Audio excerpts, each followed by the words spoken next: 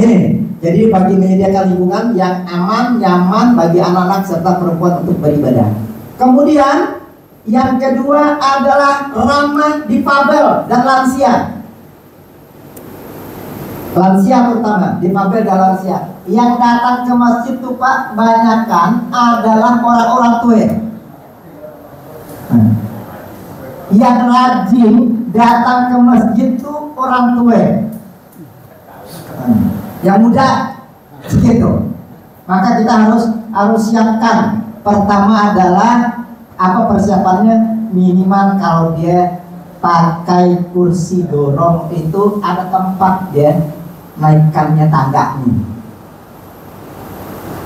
Ada tangga kursi dorong. Jadi kalau ada cucu ngantarnya, anak ngantarnya masuk ke dorong.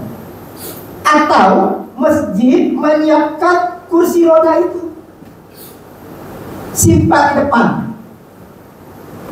supaya kalau orang yang apalagi masjid-masjid yang musafir, yang sering didatangi musafir, kita simpan di depan. Begitu dia nurunkan emaknya, nurunkan nekwannya, nurunkan aking, dilihat, oh ada kursi roda di sini, langsung diambil, dorong, langsung bisa masuk. Itu mengatakan masjid bertingkat Pak. DCA lalu cerita untuk mikirkan orang tua. Saya pikir ada satu masjid At-Taqwa di Pemangkat itu Pak. Di Pemangkat. Kok tinggi itu? Saya keliling cari cari kursi untuk anak, untuk orang tua, emang tidak ada tuh. Saya bawa emak waktu ya mau dapat usaha masjid dia ditulis yang beri payah kalah naik ini. Berarti kan sudah tidak ramah, tidak ada anak lansia. Jadi kalau yang tingkat 2 kita harus siap itu. Di tingkat 1-nya minimal kita siapkan, jangan sampai orang-orang tua itu lansia berada di atas. Tadi saya katakan bahwa bagaimana ada kursi, bagaimana WC untuk lansia, WC difabel.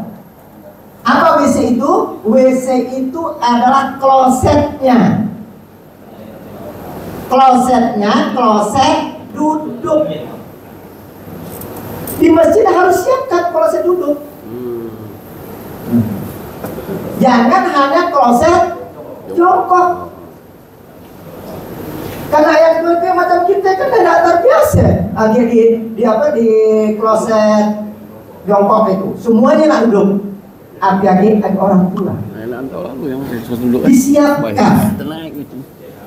Disiapkan dengan pegangannya semuanya di WC itu, sehingga ada orang tua jamaah kita misalnya nak tahajud ke masjid, aku kerjakan masjid pun tahajud, kalau payah nak ke WC ya, nak kita masjid ini lengkap.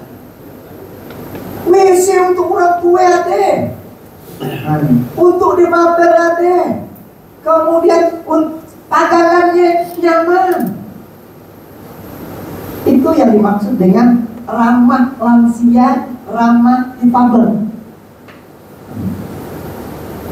Masjid kita biasa tidak ada apa, tidak ada mikirkan ya, tidak ada mikirkan ya. Saking yang datang ke masjid itu anak muda semua. Padahal rata-rata ada 60 tahun ke atas.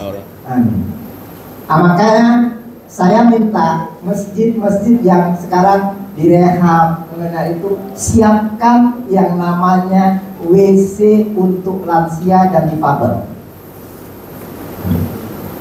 Yang masalah kita sekarang itu, saat di masjid kita sekarang ini di sekarang salah satu yang ramah itu adalah salah satunya tempat parkir Pak. Masjid yang ramah itu mempunyai tempat parkir. Coba Bapak kita ke Malaysia Pak, ke Kuching. Begitu kita masjid yang besar-besarnya itu, tempat parkirnya jauh sekali. Nah kita itu karena masjid udah lama berdiri di Singkawang tuh, zaman dulu parkirnya luas.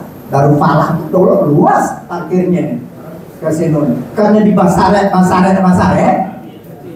habis sampai ke jalan. Coba kalau kita misalnya selaku musafir, dikala kita akan berjalan singgah ke masjid, di mana kita nak ke Pontianak, kita nak milih tempat parkir yang nyaman, yang luas.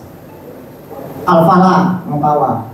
Begitu sampai Al-Falah, waduh, kata ada orang yang mengatakan di Al-Falah membawa itu tidak aman Pak. Jauh Pak. Karena masih besar kan? Jauh antara tempat wudhu dengan tempat sholat, apalagi kalau kita parkirnya melahirkan di jalan ke sini, akhirnya udahlah yang dekat atau jatuh, yang dia membawa dua, yang pindahan masjid itu kan, yang sini sebelah kanan, di sini nyaman. Kalau parkir perempuan dengan apa, WC laki perempuan bisa difabelnya ada, semuanya dekat. Nampaknya tidak perlu buat masjid besar kalau itu yang dia kan, untuk persinggahan itu tidak perlu. Yang penting dia nyaman, lengkap, tempat kakinya, aman sekali. Saya kalau ke Pontianak dari saya Pak, di sini saya nyaman rasanya. Kemudian permadaninya tebal, luas, itu semua lengkap semuanya. Ini yang dinamakan masjid ramah di situ tuh. Nah, kemudian setelah itu tadi ramah, dan saya sekarang ramah lingkungan, mengadopsi prinsip ramah lingkungan dan berkelanjutan dalam arti masjid harus ada tanaman-tanaman. Ramah dengan lingkungan, itu tanaman-tanaman, silakan. Amin. Kemudian ramah lingkungan itu sound system juga Pak mempengaruhi.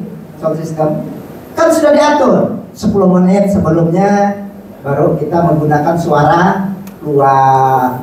Kemudian waktu azan kita menggunakan suara luar. Waktu khutbah kita menggunakan suara dalam. Waktu ceramah kita menggunakan suara dalam.